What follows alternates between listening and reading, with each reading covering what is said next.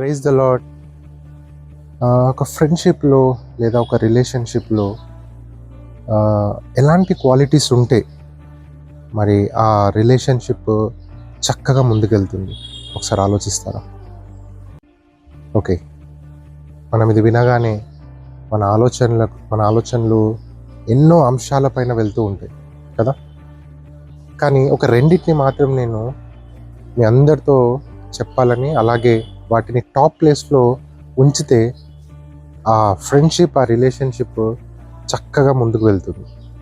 అవేంటంటే, first one నమ్మకం, the second is త్యాగం, ట్రస్ట్ అండ్ సాక్రిఫైస్. ఈ రెండింటిని మనము బైబిల్ నుండి అబ్రహాము గారి దగ్గర ఒక్కసారి మనము చూసి నేర్చుకోగలిగితే మనము ఎంతగానో ఆశీర్వదింపబడతాం. చూడండి, దేవుడు అబ్రహాం గారికి ఒక మాట ఇస్తాడు కదా. ఆ మాట ఇచ్చిన తర్వాత ఆయన నమ్మకాన్ని మామూలుగా ఉంచటం కాదు, ఎంతవరకు ఉంచాడంటే తన యొక్క శరీరము మృతతుల్యం అయిపోతుంది అని ఆ స్టేజ్కి వచ్చినప్పటికీ కూడా అబ్రహాం గారు నమ్మకాన్ని వదలలేదు, ఆ ట్రస్ట్ని వదలలేదు. గట్టిగా నమ్మాడు, ఎస్ నా దేవుడు నాకు ఇస్తాడు అని.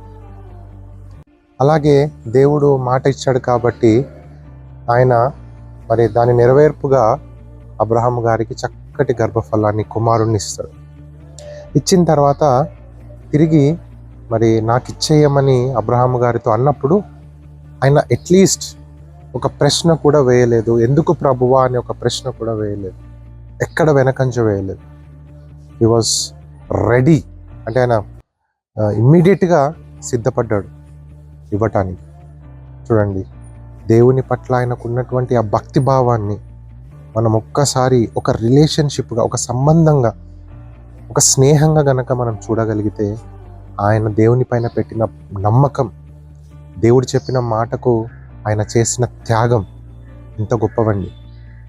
త్యాగం చేయగలుగుతామా? అలాంటి త్యాగం no, it is very difficult అనే పదం కూడా నేను వాడలేను, అసలు అవ్వదు ఎవరికి కూడా. అలాంటి గొప్ప త్యాగం ఆయన చేశాడు, అలాంటి గొప్ప నమ్మకాన్ని ఆయన దేవుని పైన పెట్టాడు. ఈరోజు నువ్వు నేను కూడా మన రిలేషన్షిప్స్లో, మన యొక్క ఫ్రెండ్షిప్లో ఈ రెండింటిని కనుక మనము టాప్ ప్లేస్లో పెట్టి ప్రాక్టీస్ చేస్తే ఖచ్చితంగా నా ప్రియమైన దేవుని బిడ్డలారా చక్కటి రిలేషన్షిప్ తయారవుతుంది. కాబట్టి ఈరోజు మన రిలేషన్షిప్స్లో, మన ఫ్రెండ్షిప్లో కూడా ఈ రెండింటిని టాప్ ప్లేస్లో పెట్టండి. దేవుడు ఉన్నటువంటి ఒక చక్కటి ఫ్రెండ్షిప్, దేవుడు ఉన్నటువంటి ఒక చక్కటి రిలేషన్షిప్ తయారవుతుంది. Come, let us practice trust and sacrifice. God bless you.